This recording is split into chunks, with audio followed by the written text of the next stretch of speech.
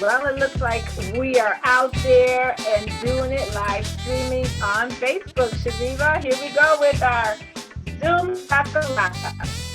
Right? Boom shakalaka and zoom shakalaka. It's Friday. We're here.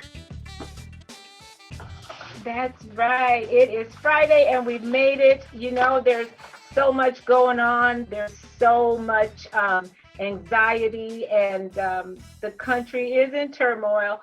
But we're going to boom sakalaka anyway because that's what we do. We've got a great show lined up for you all today. Thank you so much for joining us today. We have three guests lined up today, Chaveevah. Right. It's always a pleasure to be able to get together and talk to folks on a Friday afternoon. For the folks that are joining us right now, we welcome you. Thank you so much. And yep, we hope to have a great time. I say we've got some great guests today. Oh, we absolutely do. But hey, that's the same every Friday. We have Dr. Nafissa Bonye from Blackhawk County Health Department, and Sheriff Tony Thompson from the Blackhawk County Sheriff's Office is also going to be joining us. So stick around. Yes, and that is so exciting because they're both movers and shakers, as we like to say. And we kind of want to hear their opinion on our Give It Air subject today, which is going to compare the racial disparity displayed in the preparedness at the Capitol compared to the Black Lives Matter movement. And to actually hear our vice president give voice to that, Chaveevah, was something totally different than anything I've ever heard from a president. Yes, absolutely. Yeah, it feels good to know on a certain level that you're heard, right? Yeah. Exactly. And we understand that change is coming. We got new elected officials in Georgia that changes things. And so we got a lot to unpack today. But first, we want to remind our birthday people to stay tuned because we hear that Dr. Nafissa, how do you say her middle name? Cisse Obonye, has a beautiful angelic singing voice, and she's going to be singing happy birthday. And then we're going to ask Tony Thompson to sing the backup parts. So birthday people, you will not be disappointed today. Hey, now don't scare our guests off. Oh no, they won't be scared. No. And before we get started, I think we got to remember to talk about this wonderful magazine called The Soul Town, like we do every week, Chaveevah. Yes, absolutely. And I'm happy that you have your copy because I was looking around for mine and nothing happening. But yes, it's what can I say that we haven't already said, but I don't mind saying it again. Um, it represents a virtual community. It's not just nationwide, it's worldwide, and there are always articles that are of interest to almost anything that you could think about. There are recipes. There's one of our future guests right there. Yes, January 29th, we've got Hometown on our show. So, yeah, that's just one of the exclusive features that you'll find in the Soul Town Hometown product that we just love. So make sure you get your subscription. And remember, you can watch Boom Shakalaka, this show, right on the Soul Town by pressing play. Yes, So, yeah, it's a great magazine. And how do they get their copies of the Soul Town, Chaveevah? I'm glad you asked that question. You can go to thesoultownmagazine.com, or you can go right to the source and contact Chillin at 319-505-4020. She is still a hometown girl, still got the 319 area code and everything. I like that about her. Yeah. Right? Everybody knows what 319 means. The Lou. Mm-hmm. All right. All right. We're going to be getting our guests here pretty soon. So hang on. But we got to get that Waterloo Proud, Margo's Waterloo Proud moment, Chaveevah. we have a special gift for our viewers today, and you have to be the first person to answer this question, which is Margo Drain's Waterloo Proud History question. Yes, Chaveevah, what yes. is the question The today? question is, what Waterloo educator was hired to teach by the Waterloo Community School District in 1962 and is believed to be the first Black educator to teach at the high school level in the city? Ooh, what an honor. I tell you. Right, yeah. If you are the first to answer that question correctly, you will win this art print. A beautiful art print for your Chaveevah collection, everyone. There you go. And it'll be signed, I'm sure. You'll sign the print. Absolutely. All Yeah. right. That even makes it more collectible and more valuable. So yeah, answer that question. And there's a hint that actually her picture is on our wall. Now don't go there and write in the comment section on her picture on the wall. You have to go here. And Chaveevah, you are watching the comments as we speak, right? Yes, I am. And there are a few All people right right. now that are saying hi to us. We see Lori Ann Dale. And of Hi. course, we see Joyce Ann Wilder say, hi, ladies, I'm here. Hey, how y'all doing? Got Amy Cass. Love Joy. And Amy. Yes. I got your glasses, Amy. Amy, you got to come get your glasses. She just don't want to get her picture too. Come get your glasses, Amy. We're going to be twins. Okay, we got some more stuff to get to. Don't forget, India's Friday Runway will get back on board starting next Friday, and we're going to have Travis and Katie just talking with us in India. So they're going to be our guests next week, and they're going to talk about some great things, Chaveevah, coming up. I'm looking forward to it. I want to hear all about it. See what the young folks are doing. Yeah. Right. And we've got to be safe. So it'll be Zoom. So we're going to have to be creative like everyone's being. Mm-hmm. And I'm sure that our guests will appreciate that because they're in the spotlight of being safe and they're the head of being safe around here. Absolutely. And we're just emphasizing again, everyone, please don't let your guard down. Keep protecting yourself and the folks around you as best you can, because we're not out from under the hammer yet. We're getting there, but we're not there yet. Yes. Okay. And we want to shout out finally, before we introduce our guests right away, we want to shout out to our wonderful, faithful sponsors, Sharina Salas and CUNA Mutual, Matt Gilbert, Mr. Greatness from Iowa Core, and also the Ferguson Team Real Estate. Oh, yes, absolutely. And as always, we want to thank and shout out our crew at WCTV. That's Ed and Agnes. And we also want to ask you all to be sure to follow us on YouTube on WCTV channel 17. That's every Friday at 4, every Saturday at 10 a.m. Do all that good stuff. Please do it today. And now, I think they've waited long enough. I am going to admit our Black Hawk County Sheriff, Tony Thompson.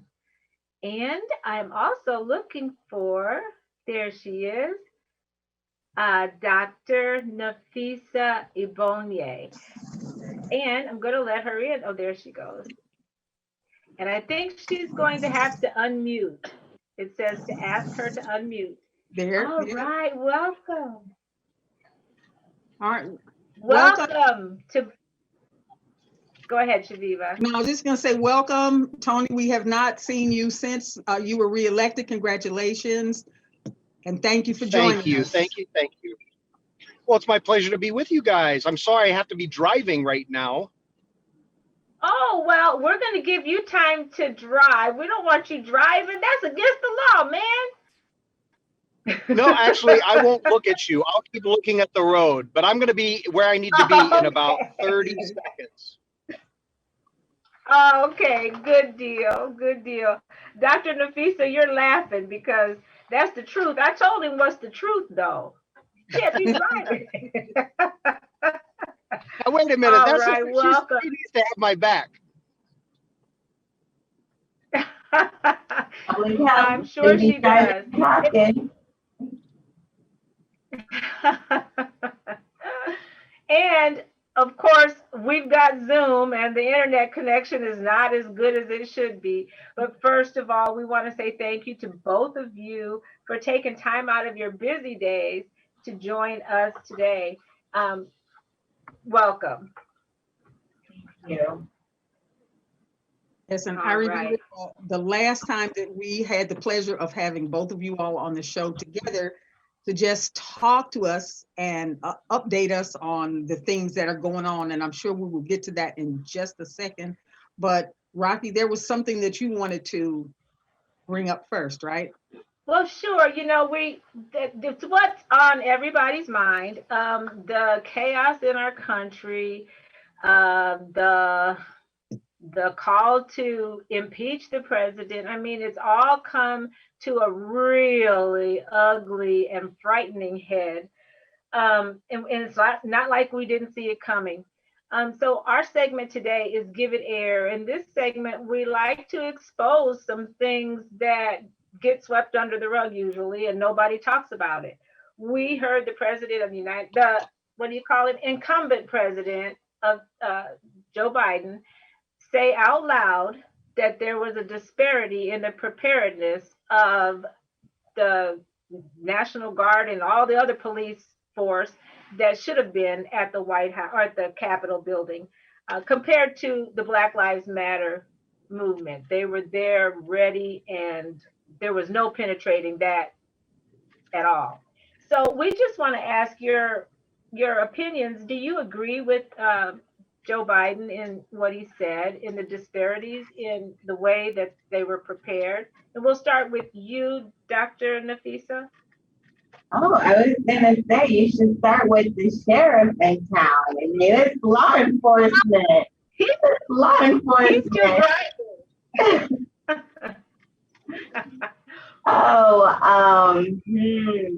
Very good question. Very good question. I can say that from the images that I've seen, there has been a disparity in the approach. But this disparity is not it's not new. It's not new. It's we've seen a lot of protests over the years, and some of the communication that's needed in terms of hope and unity, and really to be able to help us better understand American history and why we are where we're at in current times, has not really come from out of DC. And so I can speak on just on the visibility of it being very, very, very different. And so it breaks my heart. When I see those kind of images, I have beautiful brown babies, and I really think about their future, their children's future, and all the children of the world.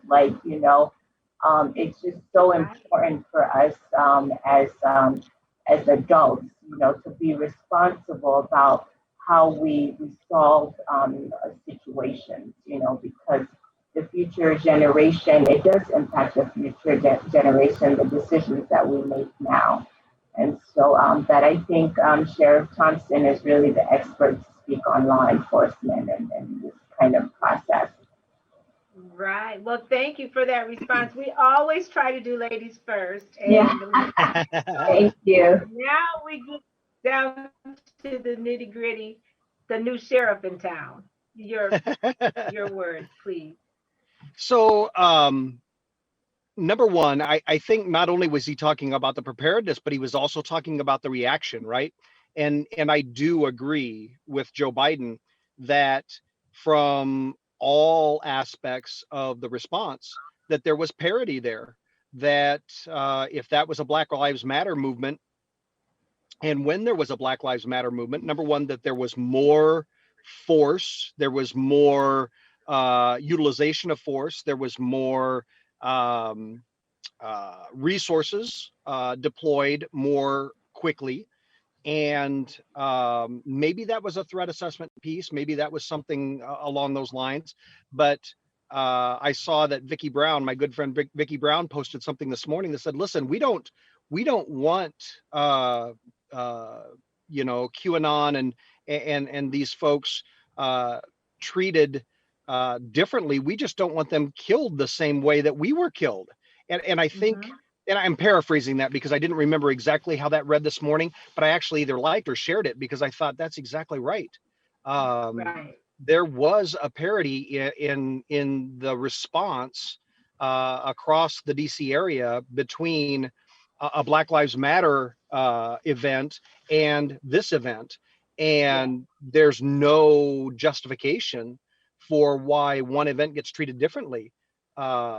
At least not in my military mind. There's no reason for it, especially with the way that this event escalated.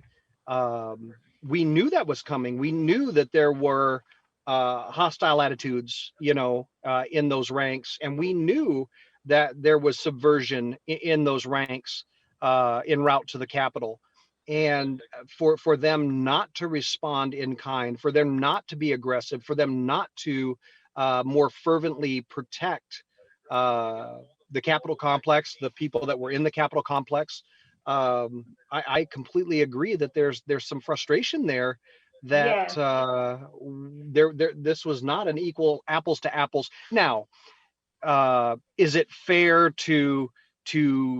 for that to be the first assessment coming out of everyone's mind? I sat there with my jaw on the floor watching this happen, and it wasn't the first thing I thought that, holy cow, we should have assessed that differently. But I completely understand why that question is being asked. And I completely agree that when we get a chance to take our breath and Yes. back up and regroup, absolutely, this just further exacerbates, further demonstrates where we are as a country and why we aren't where we ought to be yet. Yes, and And the I think the systemic fact that racism. And the only reason we're entertaining is this is our segment. We would have asked any guest that we had yeah, absolutely. because Well, this is something that we like to give it air. We And I have to think give it air. I think when we are giving it air, I think the nation needs to give it air. I applaud Joe Biden for giving it air as quickly as he did.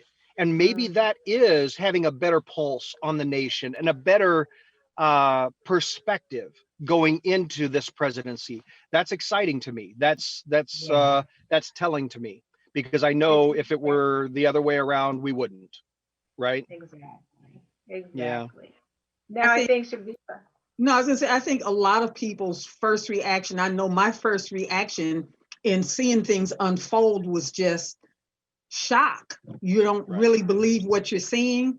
And then as it began to go and go and grow and grow, then later you're sort of like,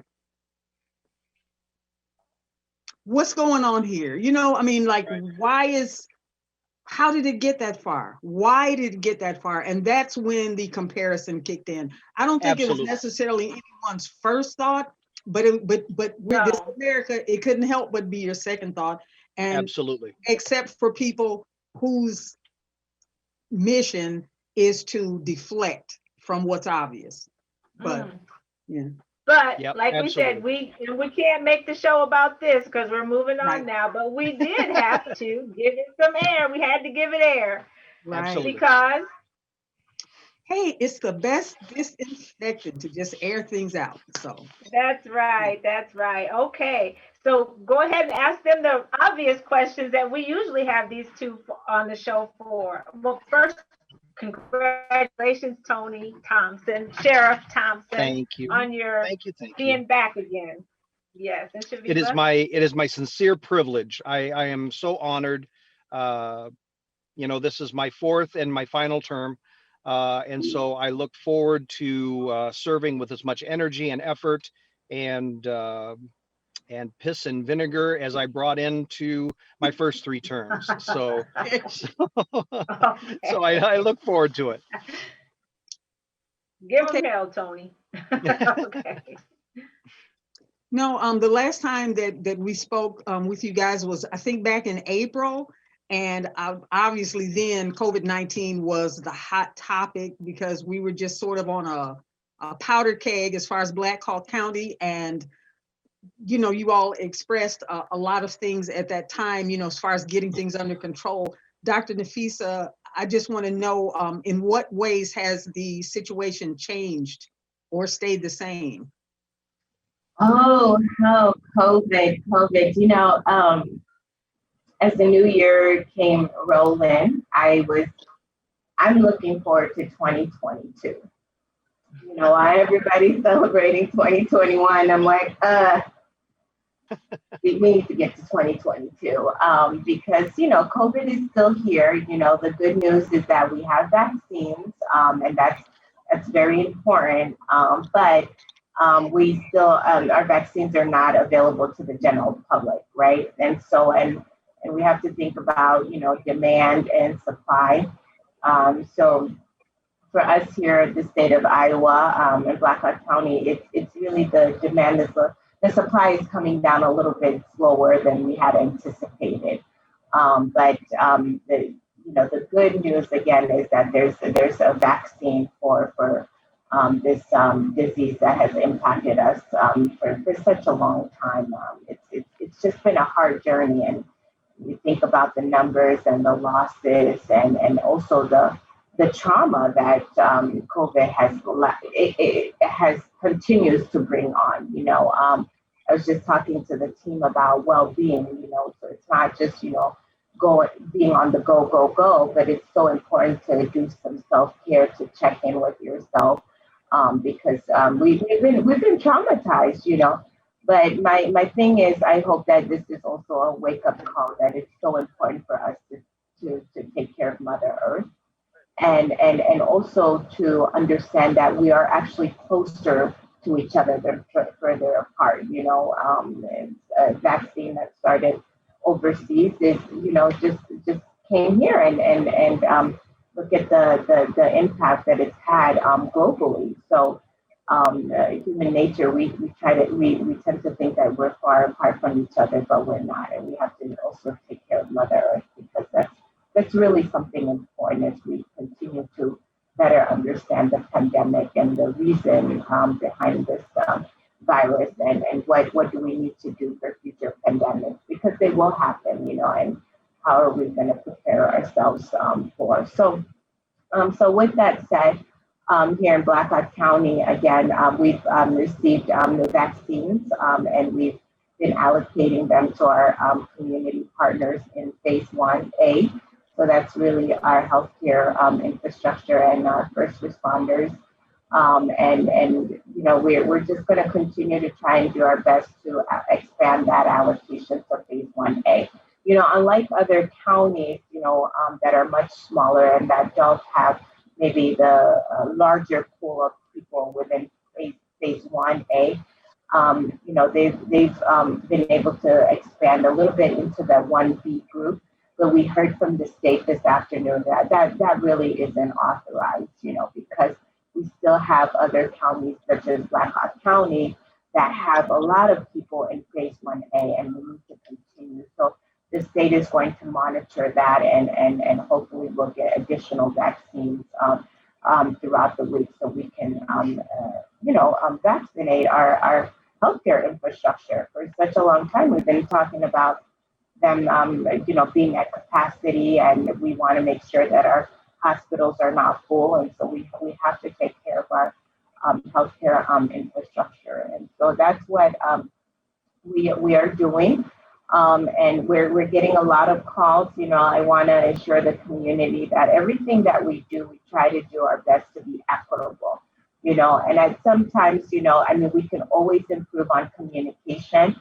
But when there's silence, it's usually because we're waiting for that vaccine to drop, and it's a big deal here once we get our vaccines. You know, but then we have less than 24 hours to allocate them. Less than 24 hours. That's what I'm saying. Yeah, and so That's that the thing means with that. me. Mhm. Yeah, go ahead. Now, so we've actually got a question for you, Dr. Nafissa, real quick. Amy Cass is asking, are we having the widespread aversion to vaccination that's been seen throughout the country with the healthcare workers here locally? So what we've seen, so when we allocate the vaccines to our healthcare system, we're able to see how much that they've administered.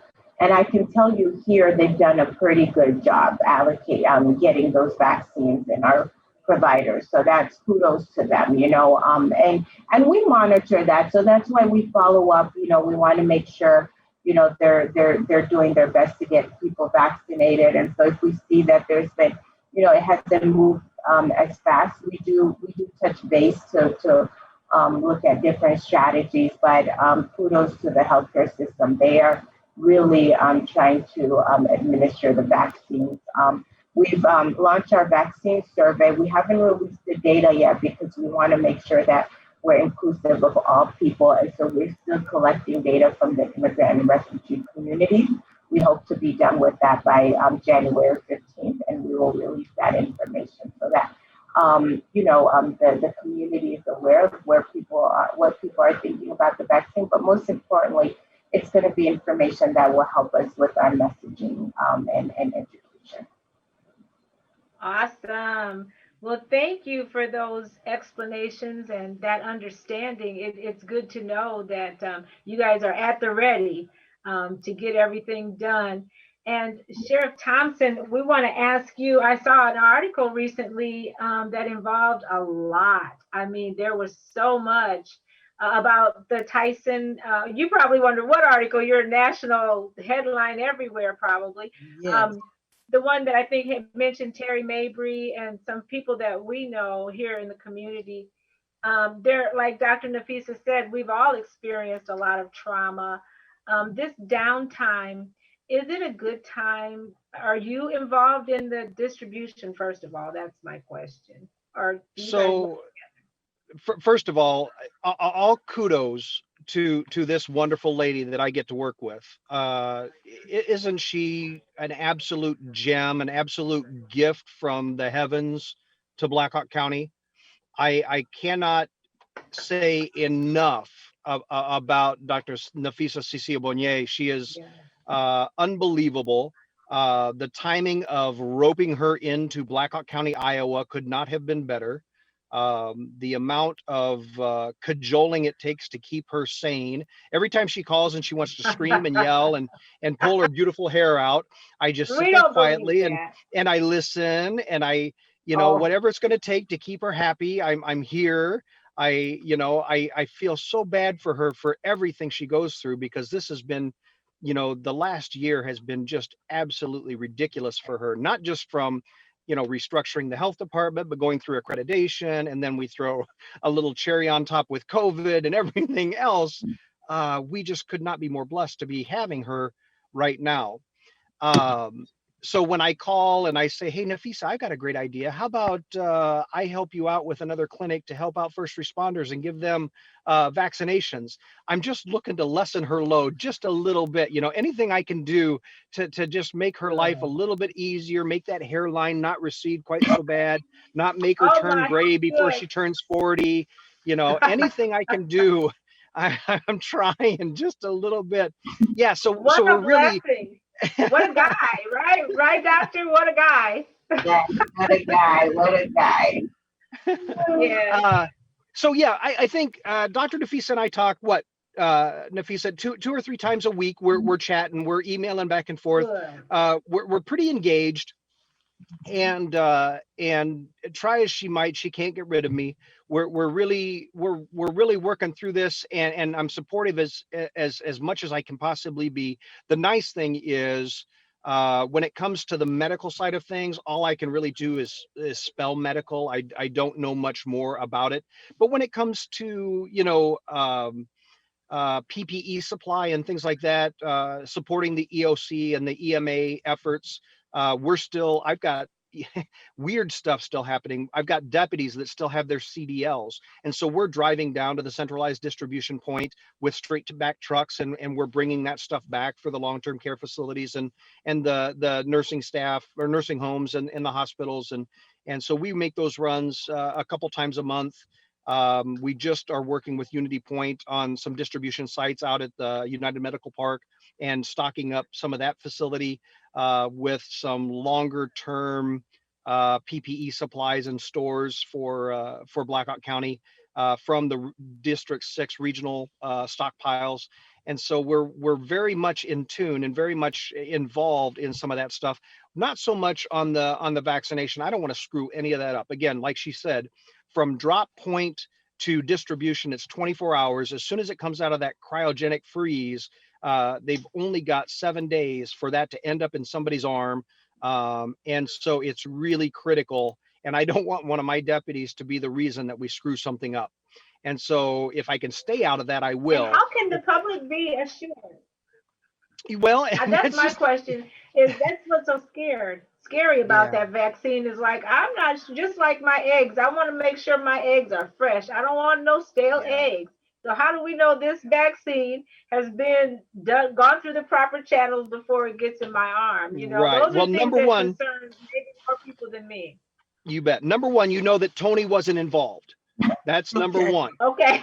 You know that some knuckle dragging cop wasn't involved in it. No, that distribution supply chain is so critically important, and it's so safeguarded that it really is. It's a critical piece of our infrastructure that I'm more than willing to support securing, but we don't want to get too terribly involved in the distribution side of it.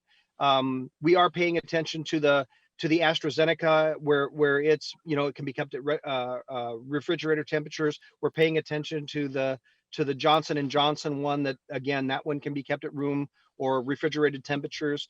It sounds like they've got a little longer row to hoe for getting approvals.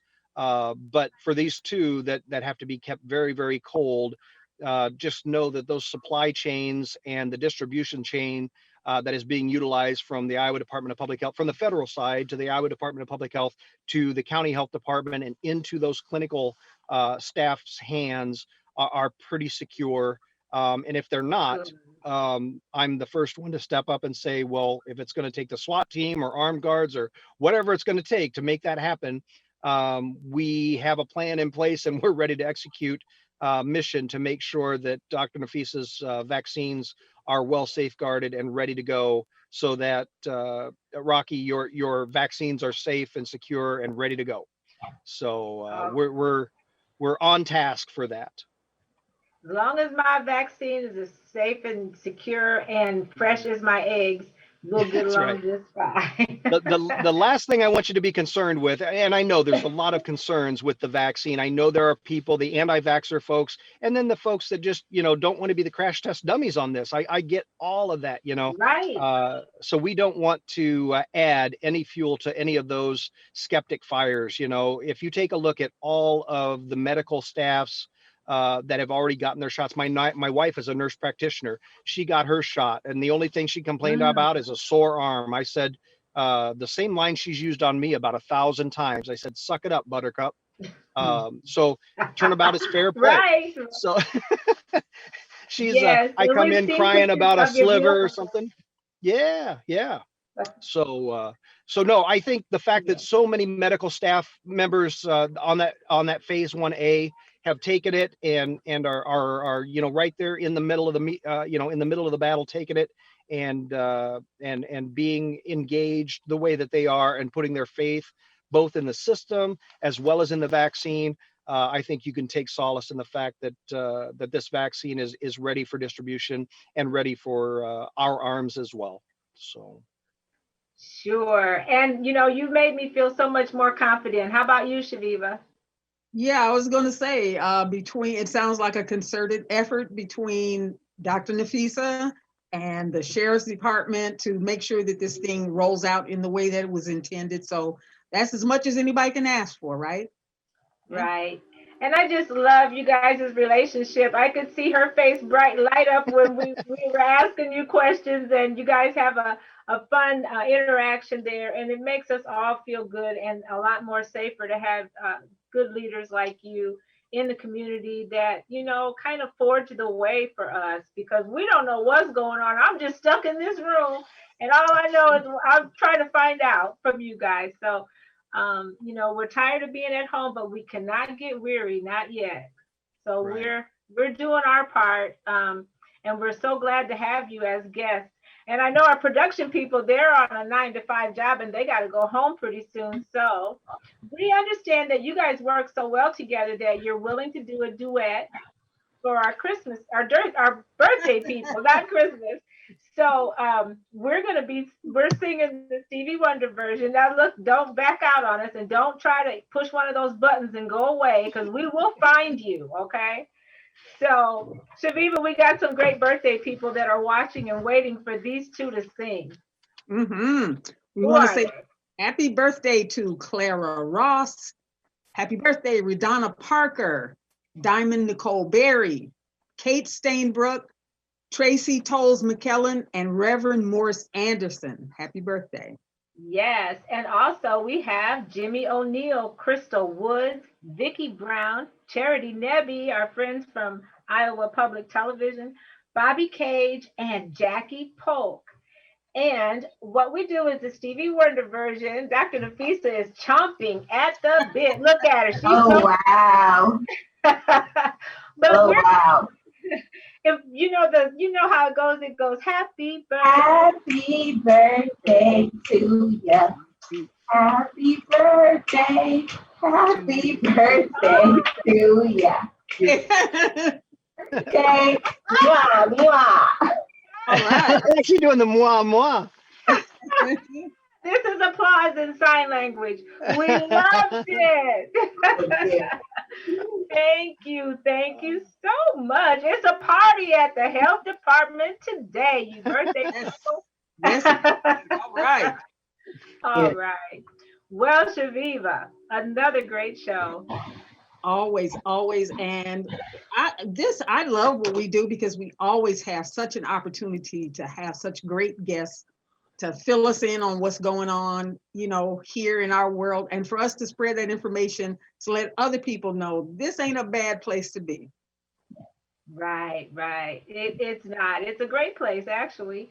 I'm Yes. 6 generations deep up in this piece. So, yeah, it's a good place, I promise you. Well, there's always something good happening on the North End, Chaveevah. And everywhere else in the Cedar Valley. That's right. Yes. And until next time, we want everybody to keep doing more of what makes you awesome, like these two. Yes, because it makes us all look good. That's right. See you guys next time. Thank you so much. You know.